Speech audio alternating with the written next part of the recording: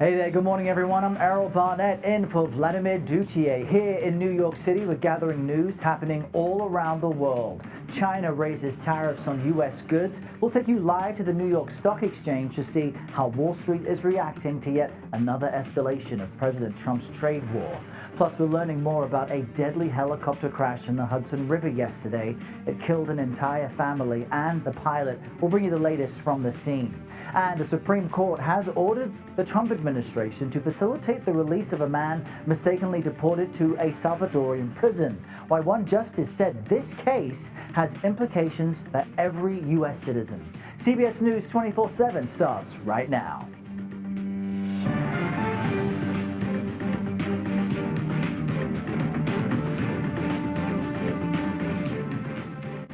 So we begin this hour on Wall Street, where stocks, as you see right next to me, they're mixed. Traders are trying to plan around these changing tariff headlines. This morning, China raised its levies on U.S. goods to 125%. President Trump has tried to calm concerns about the market while pointing blame at other countries. Listen. There'll be a transition cost and transition problems, but in the end, it's going to be a beautiful thing. We're doing again what we should have done many years ago. We let it get out of control, and we allowed some countries to get very big and very rich at our expense. CBS News Money Watch correspondent Kelly O'Grady joins us now from the floor of the New York Stock Exchange with more on this. Kelly, good morning to you. So we're mixed out of the gate. Just help us understand what's happening this morning where you are. Okay, so look, I think the mood here is a little bit anxious. We have seen this week, it's been a very wild week of trading. We saw some of the best days. We saw a lot of volatility. Of course, last Friday, we saw a really bad day for the markets. And so I think the way that you just sort of described it as mixed is accurate. I have been watching the Dow and the other major indexes. They have been up and down today. The thing that I want to highlight of what's been happening this morning and that I'm focused on is we are hearing from three of the major banks, JP Morgan, Wells Fargo, as well as Morgan Stanley. They all reported earnings. The past quarter to them looks good. The consumer is still holding up. Really, though, what I've been listening for on these question and answer sessions with the CEOs is their guidance. Two things I want to highlight for you there. JP Morgan CEO Jamie Dimon has had a little bit of a glum picture of the economy going forward because of the potential impact of these tariffs. He said on the call that he expects major public companies to cut their earnings guidance, cut their profit guidance, and that we're going to be in very much a wait and see perspective because businesses are just sort of holding off on planning because of all of this uncertainty. That word uncertainty, we're hearing it a lot. The other thing I want to highlight, Errol, kind of a little bit more dim picture. I actually just listened to BlackRock CEO Larry Fink, also reported earnings today. He said, this is according to him, we may already be in a recession and just not know it. So a lot of mixed feelings here today and just a lot of volatility in the trading, Errol. Yeah, and as you've said so many times, and as we've reminded viewers, it's the uncertainty that investors don't like and that is not healthy for the economy. There's one other component I want you to help us understand, though, and that's I'm reading that a lot of investors are spooked by what's happening to U.S. bonds right now. The yields on them, or the returns that you get for borrowing them, are up. But why might that be a bad thing? U.S. Treasury bonds providing a bigger return. Okay, so basically how this works is when you see yields on, let's say, the 10-year Treasury go up, that is government debt. If you're going to invest in a 10-year Treasury bond, you are buying government debt. And the yield is the interest rate that you receive every year on that bond for holding it. And so when yields go up, what that means is you need to incentivize investors to buy into that. They need a higher return in order to choose that versus putting their money somewhere else. They need to make it more attractive. Why this happens is a number of reasons. If inflation goes up, yields need to go up because you need to make sure that the return you are getting, let's say it's 4.5%, is higher than inflation. And if inflation goes up, that kind of squeezes the money that you are making by holding your money in that bond. And so why people are a little bit nervous about this is that when yields go up, it means that investors need more incentive because they think inflation is going to go up. They think that the economy is going to see some bumpy times ahead. And traditionally, U.S. bonds, U.S. Treasury bonds, are a very safe place to put your money because you know that the government is going to pay the debts. You feel certain about the economy. And the fact that we have seen the bond market, I would say, have a little bit of a temper tantrum of late, Errol, is just an indication that investors don't feel as comfortable about the economy and where inflation is going in the U.S. at the current moment. Yeah, and many other nations also hold U.S. bonds, so if they start to shed them and offload them, also not a good sign. Kelly O'Grady, live on the New York Stock Exchange floor with all those updates. Thank you, Kelly.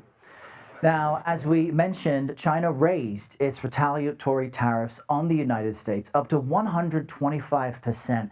CBS News foreign correspondent Anna Corin explains that decision for us from Hong Kong. China continues to be defiant in the face of even higher tariffs, describing U.S. actions as a joke, while raising the level of its own tariffs to 125%, effectively ending trade between the world's two largest economies. It comes after President Trump again increased tariffs on China to 145%, which prompted this response from China's Commerce Ministry. In a statement, it said, "The successive imposition of excessively high tariffs on China by the U.S. has become nothing more than a numbers game with no real economic significance." It went on to say it merely further exposes the U.S. practice of weaponizing tariffs as a tool of bullying and coercion, turning itself into a joke. It comes as President Xi made his first public comments on the escalating trade war on Friday, saying his nation is not afraid, while meeting with Spanish Prime Minister Pedro Sanchez in Beijing. He said, quote, "There are no winners in a trade war, and going against the world will only lead to self-isolation." Well, President Xi is heading to Southeast Asia next week, where he will no doubt be shoring up trade relationships in Vietnam, Cambodia and Malaysia, and reminding the global south that China is open for business and a reliable partner.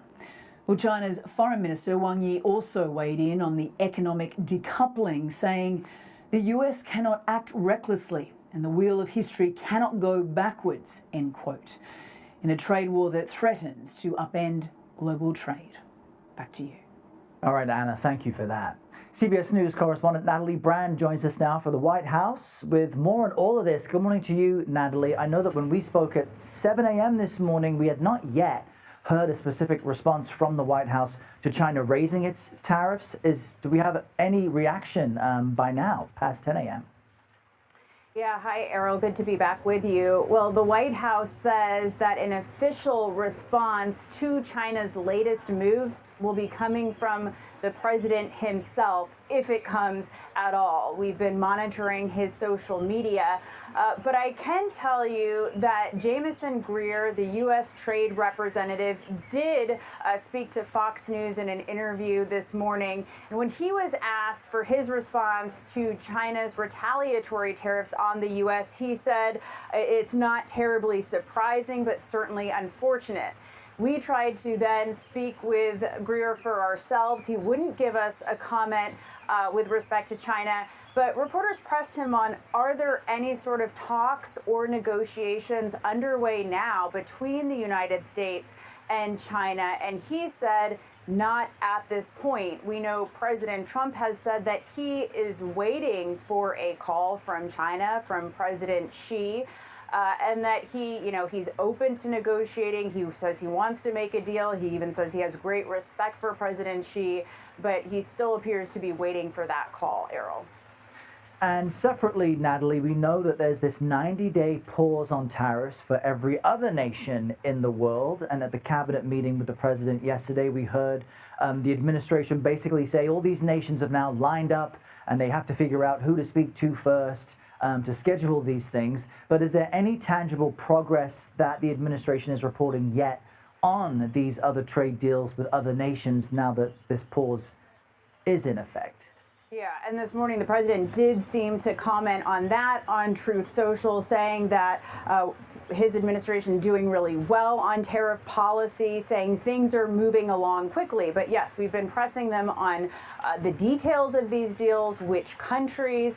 Greer, in his earlier interview this morning, said that he's talking to Israel, Vietnam, said he would be speaking to Taiwan later today. We know that yesterday, economic advisor Kevin Hassett said that around 15 countries had come with explicit offers to the United States. Trade advisor Peter Navarro has also listed, India, Australia, the UK, EU, Japan, South Korea as places that will be coming in. But again, a flurry of negotiations when you think about the administration has just 3 months to try to make as many deals as possible. They've said that more than 70 countries have called them. All right, yeah, and that's why investors are so worried, because they've just kicked the can down the road. Natalie Brand with the latest at the White House. Thank you, Natalie. Have a great weekend. All right, we are expecting an update from the Justice Department at any moment now on this man. He was mistakenly deported from the U.S. to a supermax prison in El Salvador. Now, the Supreme Court recently ordered the administration to facilitate his return in a case that one justice warned could have implications for every single American. CBS News Department of Justice correspondent Scott MacFarlane has been tracking this and brings us the latest on this and some other big legal battles for the White House. Scott, good morning to you. Let's start at the top. What's the latest on Kilmar Abrego Garcia's case at this hour? Hey, Errol. Court hearings on the schedule for now in Greenbelt, Maryland, just outside of Washington, D.C., for early afternoon, for the judge to get her bearings on this case now that it's been handed back to her from the U.S. Supreme Court. The court has directed this lower court judge, Paula Sinis in Maryland, to come up with some clarification as to what the administration is to do to get Abrego Garcia out of that Salvadoran prison and back to the United States. The judge wanted arguments submitted this morning by the Department of Justice so that they could help inform this afternoon's hearing, and the Department of Justice has just replied saying they need some more time, that this is all new to them because the Supreme Court ruling came down last night. So we'll find out more if and when this hearing happens this afternoon about next steps, but there's a real theme in these rulings from the Supreme Court on issues of detention this week that's worth emphasizing, both in this unanimous ruling last night and one earlier this week that the administration could resume those Alien Enemies Act deportations. The Supreme Court was unambiguous on one key matter. There has to be due process. Anybody getting deported needs to be able to make a case before they are exited out of the country. And I understand that is also the sentiment of Justice Sonia Sotomayor, because she was stark in her assessment of the Abrego Garcia case and what it could mean for every U.S. citizen. Help us understand why she's saying that. That really is the overarching concern here, more than just one singular person or a group of people deported. It's what precedent would this set if somebody didn't check the administration and ensure due process? What Justice Sotomayor said is otherwise it would imply that the administration could deport and incarcerate any person, including U.S. citizens, without legal consequence, so long as it does so before a court can intervene. She's making a reference to those March 15th deportations to El Salvador that happened at the dark of night and that happened without due process. There is a growing concern among critics of the administration, Errol, that this is a pattern that could eventually lead or metastasize into deportations without due process for U.S. citizens, those innocent and falsely accused, and others for whom a deportation is a mistake, as it was in the case of Mr. Abrego Garcia. And so, Scott, I want to ask you about another case, but it's along this theme. Mahmoud Khalil, he's due back in an immigration court today. This is after the government missed a deadline to turn over any evidence in his case yesterday, but they did submit something. Update us on what that is and what it isn't. A different but growing matter involving deportations here. Mahmoud Khalil is a 30-year-old student at Columbia. His deportation, according to federal authorities, is because of his threat, the threat he poses due to his protests or participation in protests according to the administration, in support of Hamas. A judge had ordered the administration to crystallize and clarify the reason for this deportation. It doesn't seem yet satisfied with what has been presented. So there's a hearing on the books in Louisiana where Khalil's being held today. Will he be deported? Will he be returned to New York? All of that's unclear, but here's what is clear, Errol. This is one of a growing number of students who've been picked up by federal agents in the past few days and weeks who are accused of being aligned with Hamas due to their participation in campus unrest or protests. What happens in the case of Khalil could inform the growing number of other cases as the days and weeks go on. All right, we'll keep watching all of this. Scott McFarland, thank you, and we'll have more on this later this hour. All right, crews are scouring right now through the wreckage of a helicopter crash in the Hudson River. It cost 6 people their lives. Next, what we're learning about the victims and the ongoing investigation. This is CBS News 24/7.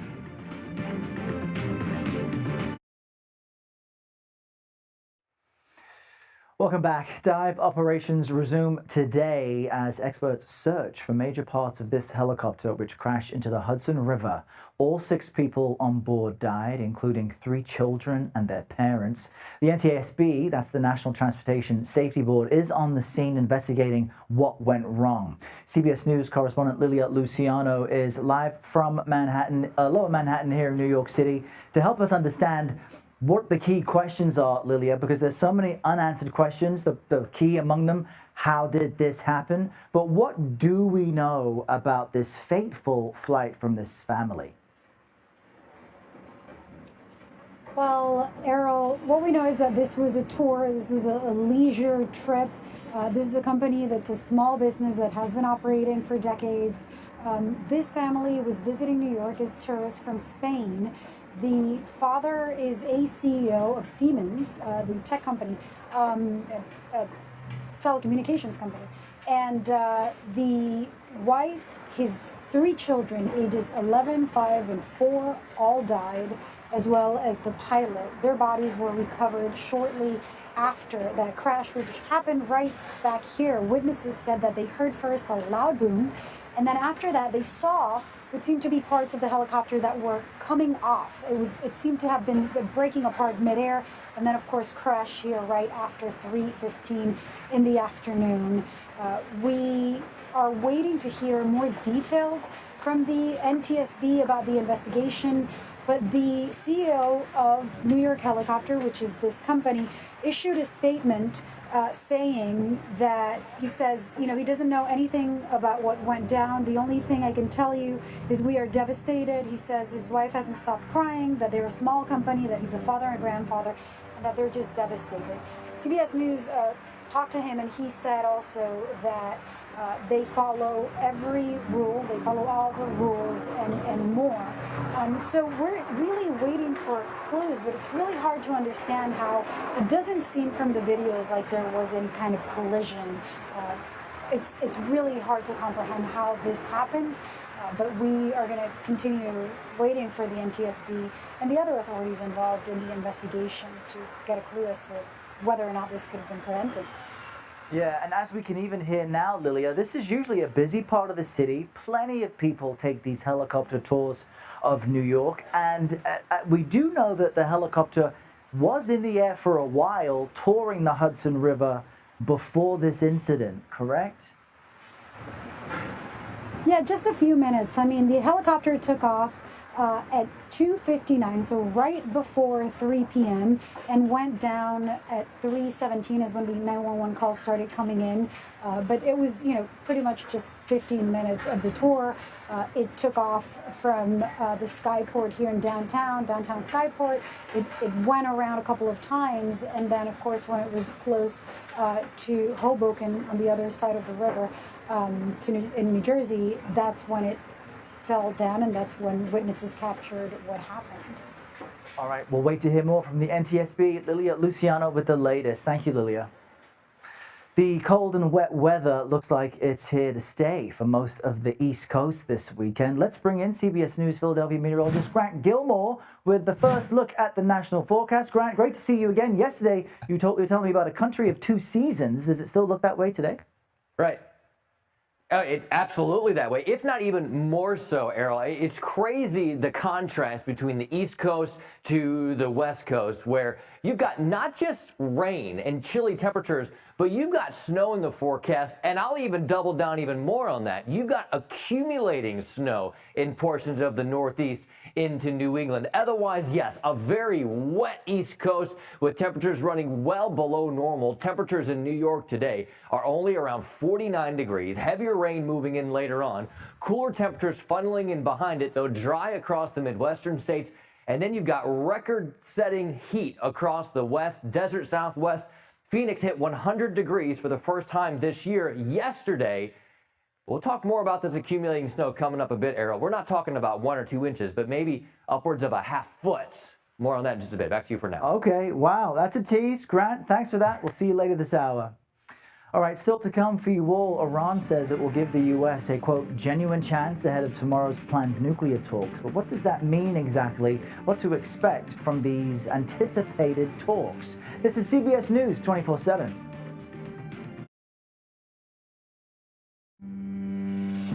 Welcome back. Here's a look at the big stories we're tracking for you right now. The Centers for Disease Control and Prevention is recommending additional measles vaccines for some domestic travel. Health officials tell CBS News this is in response to the growing outbreaks of the virus. The CDC recommends adults traveling to areas affected by outbreaks should get a second dose or 2 doses if you're not vaccinated. Infants should get an early first dose, and they say kids over 12 months should get an early second dose. Dr. Martin Luther King Jr.'s family is trying to stop the release of files related to his 1968 assassination. The Director of National Intelligence, Tulsi Gabbard, says documents related to both his assassination and that of Senator Robert F. Kennedy's will be released within the next few days. The civil rights group, founded and run by King, is asking for the court order requiring documents to be sealed for more than 50 years to remain in place. It claims President Trump doesn't have the authority to compel its release. We're also tracking this. Eric and Lyle Menendez could learn today if they have a chance at freedom after more than 30 years behind bars. This hinges on a Los Angeles judge's decision on if the pair should be resentenced for the murders of their parents. The brothers were convicted back in 1996 and sentenced to life in prison without parole. But in May 2023, their lawyer asked the court to vacate those convictions due to new evidence. Both sides will make their cases at today's hearing. And it is a busy morning for the Pentagon. That's diplomatic envoy Steve Witkoff is in Russia with hopes of reaching a peace deal in the war with Ukraine. And then Witkoff jumps over to Oman tomorrow to talk about Iran's nuclear program. CBS News senior national security correspondent Charlie D'Agata is at the Pentagon for us, joins us now live to talk about this. Charlie, always great to see you. So President Trump's expressed a bit of frustration with President Putin over the last week or so. That's new. What can we expect from this in-person meeting in Russia today with Witkoff? And then we'll talk about Iran in a moment. President Trump said he's peed off with Putin. He just tweeted, Russia's got to get moving. Too many people are dying. So just as it looked like they were gaining ground towards at least a temporary 30-day ceasefire, Putin kind of moved the goalposts. He made further demands. He's demanding the loosening of U.S. sanctions. At the same time, Russians have just been, we've been watching it, been bombarding Ukraine up and down the front line. And we get those reports from our colleagues in Ukraine as well. And again, he's calling into question not only Zelensky's legitimacy, but the government's legitimacy. So the question is, with Witkoff going to Russia, is he going with a stick or a carrot? Punish Putin with more further sanctions or offer to loosen some of those up to maybe get him on board? Now, you mentioned Iran. We'll get to that in a sec, but I don't think it's any coincidence that Witkoff is visiting Russia on the eve of this meeting with Iran, right? Because Russia still has considerable influence, maybe the only country that does, over Iran. And their deputy foreign minister, the Russian deputy foreign minister, said, look, we can help in negotiations. And I want to ask you about this angle, Charlie. The U.S. will not attend in person a meeting with the Ukraine Defense Contact Group. Secretary Hegseth will be joining virtually. How does that piece of the puzzle help in the overall picture? Well, first of all, Errol, I have to go back and say that it was Secretary Austin, right? Former Defense Secretary Austin, who actually set up that contact group in the first place. So this is something formed out of the United States military. So the fact that Hegseth is even attending virtually, as far as we know, that was only decided yesterday. So it's going to be co-hosted by Britain and Germany. In fact, talks are already underway. These are regular meetings, and they're meant to bolster military support for Ukraine. But considering Putin's stance, as we discussed, defense ministers have already said he's in no mood for peace. Actually, they said this morning, peace is out of reach. In practical terms, they've already announced $23 billion in military funding. Germany has pledged to provide air defense systems and Patriot missile systems. Those are very important to Ukraine. But the Trump administration and Hegseth himself, Secretary Hegseth, has been urging European allies to take the lead, and that's what we're seeing happening. But ultimately, Ukraine is going to need U.S. support if there is no end in sight for this conflict. So that's interesting, Charlie, considering what's happening in Europe. You've got Witkoff in Russia, then he heads to Oman to talk about Iran, and meanwhile, the U.S. Senate confirmed a new chairman of the Joint Chiefs of Staff just overnight. So what will be his first order of business, Lieutenant General Dan Kane, now in that post? Errol, as you just pointed out, all of the above, right? I guess we also have to remember the United States is already in a shooting war against the Houthis. Unrelenting is how Secretary Hegseth continues to describe it. Then they face that immediate threat, the possibility of military action against Iran. And they are completely tooled up in that CENTCOM region. That's where Yemen and Iran are. 2 aircraft carriers, half a dozen destroyers, cruisers, F-16s, F-35s, B-2 stealth bombers. So I imagine that's going to be the most pressing priority right now. Then, of course, decisions to be made over the U.S. military presence in Europe and what to do about Ukraine.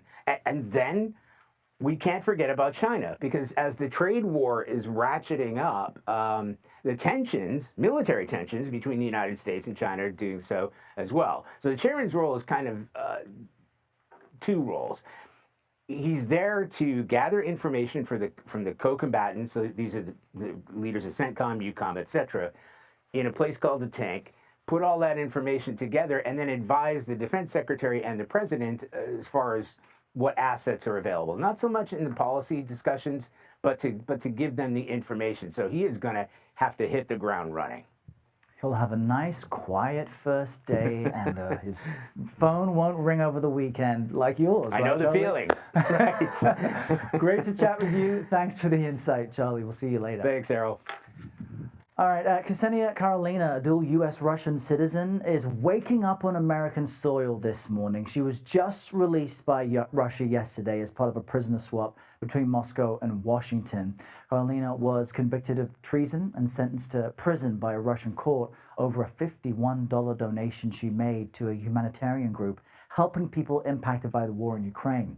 Now, Karolina touched down at Joint Base Andrews late last night. You're looking at this emotional footage. Next, she heads to San Antonio, Texas, where there's a program that helps people who are wrongfully detained. The House has adopted the GOP budget plan, paving the way for the Trump administration's agenda. This happened, yesterday? The bill passed by a narrow margin too, 216 to 214, after Republican leaders worked to win over GOP holdouts who wanted even deeper spending cuts, as we reported yesterday. CBS News congressional correspondent Caitlin Huey-Burns joins us now from Capitol Hill with more on this. All right, CHB, you said this was the framework. They had to get past this stage first, and now the real work begins. So what's next? Yeah, thanks to you and our conversation yesterday. Hopefully we've conditioned our viewers to know that nothing is law yet. So now the real work begins. And what's significant about what passed yesterday is that it says that they want to cut at least $1.5 trillion from federal government spending. And as we've been talking about, that money has to come from somewhere. And what's specific in this framework is that it asks the Energy and Commerce Committee to cut $800 billion. What's significant about that committee? That committee has jurisdiction over programs like Medicaid. So House leaders, Senate leaders on the Republican side have said, we're not trying to cut entitlement programs. We're not cutting Medicaid benefits. We just want to cut waste, fraud, and abuse. There's a math problem, though. That's a lot of money, and it's not clear that all of that is waste, fraud, and abuse. So we'll be watching to see as they craft that policy. But notably, Errol, what this means is that Congress now can start crafting real legislation regarding the president's agenda. And one key item of that agenda, which will be notable for our viewers, is that they want to extend the Trump tax cuts that were put in place in 2017 and expire at the end of this year. They want to make that permanent. Take a listen to what Speaker Johnson said they're getting out of this bill. The big components of the One Big Beautiful Bill is to ensure that we don't have the largest tax increase in U.S. history all at once, which is what would happen at the end of this year if we didn't accomplish this mission. So we'll see how this all goes. It's going to be a while, Errol, before any of this gets crafted into law and then voted on. And if yesterday was any indication how narrow that vote was, I mean, that was the easy part. Getting this conference to agree on serious policy is going to be a big uphill climb. But as we're talking about the markets, as we're talking about the trade war now with China and potentially others, Republicans up here on Capitol Hill have been arguing that extending those tax cuts could provide more certainty to the market. So that's how they're kind of working through all this. All right, that would be appreciated, but we don't know if it will ever arrive. Caitlin Huey-Burns, great to see you. Thanks for this. Appreciate it. Thank you. All right, still ahead for you all. Our own Gayle King is talking about her upcoming trip to space. Next, we're looking at growing space tourism and how it could soon lead to more of us having our own out-of-this-world experience. Really? That's what's coming up next on CBS News 24/7.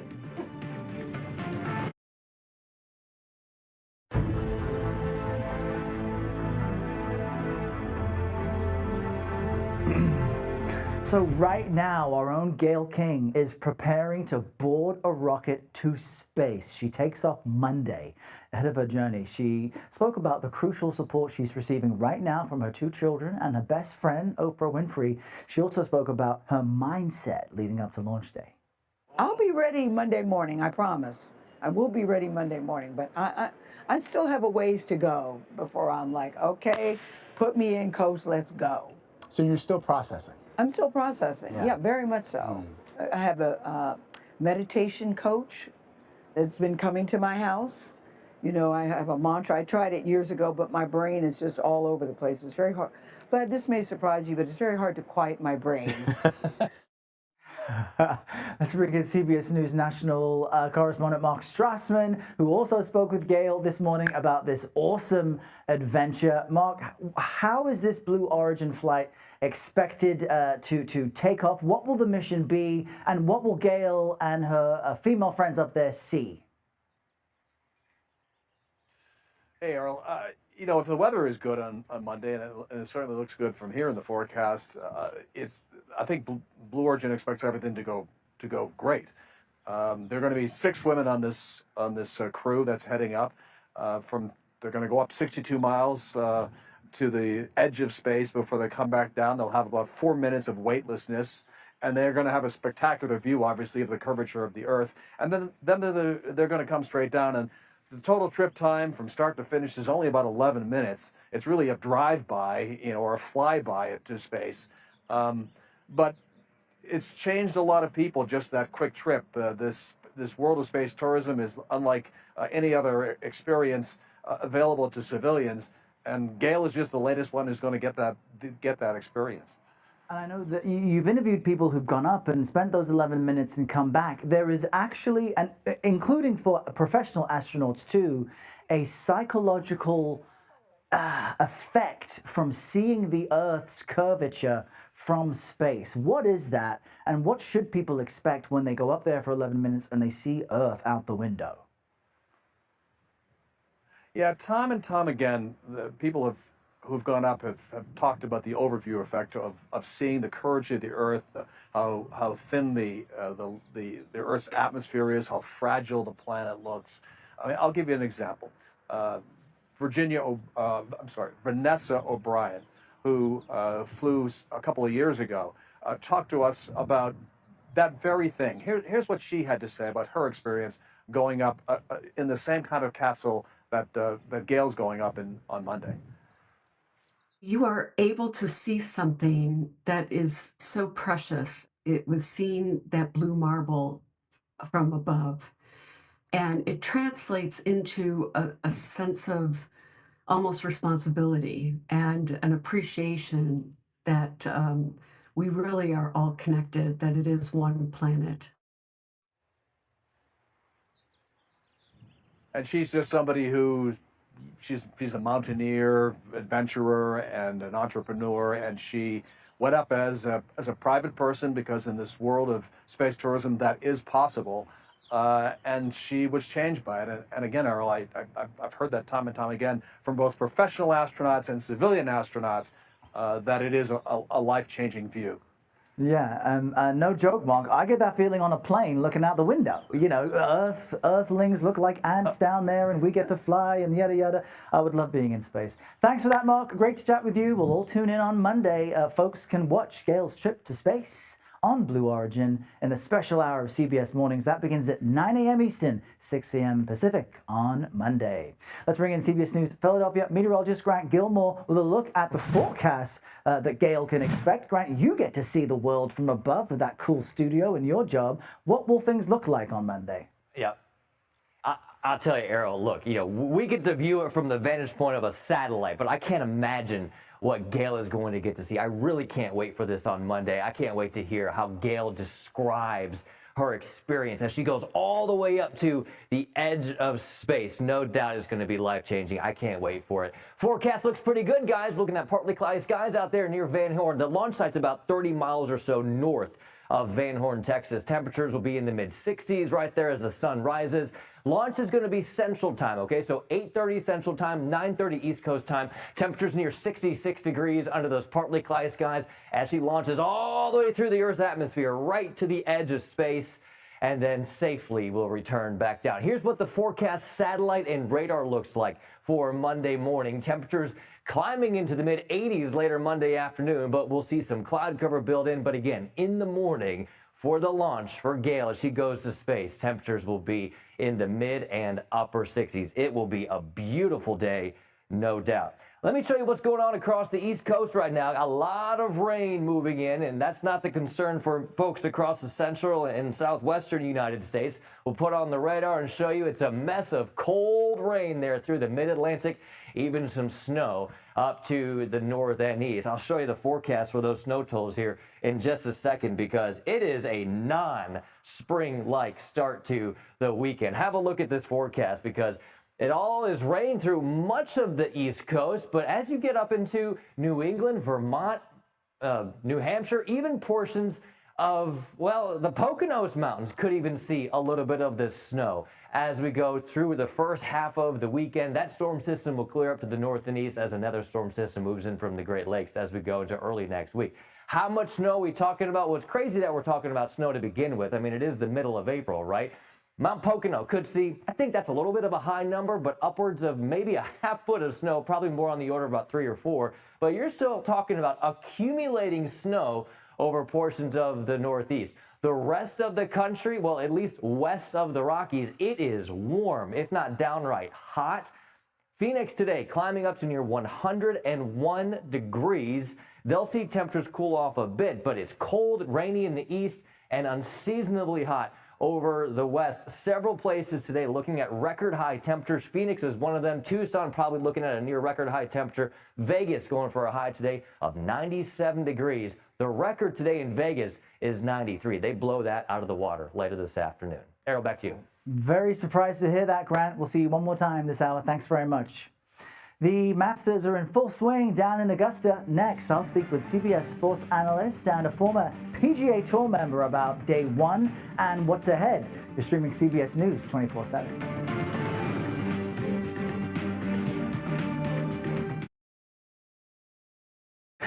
folks, day 2 of the Masters is officially underway. Justin Rose is leading the pack, and defending champion Scottie Scheffler is tied for second with 2 others. There are also some household names working hard to make the cut, but there'll be something different on the back 9 of the Masters this year. That brings us to CBS Sports analyst Frank Nobilo. He's live at Augusta National for us this morning. Frank, great to see you, and congrats on this wonderful write-up in The Athletic for the New York Times from yesterday, folks can read, because this is not your first Masters, but you'll have a different vantage point this year. So how does it feel for you, and what does it mean to be calling the action from the 16th hole? Errol, it's quite incredible, because I've always been a great fan of Vern Lundquist, that is, and he was confident, an ally, he was a mentor, all in one, and I miss him, for example, this week in the green room. I know he's watching so many times, even yesterday. I wanted to thank him on the air, because you just reminded here, when you do the Masters for 40 years, your name is just imprinted.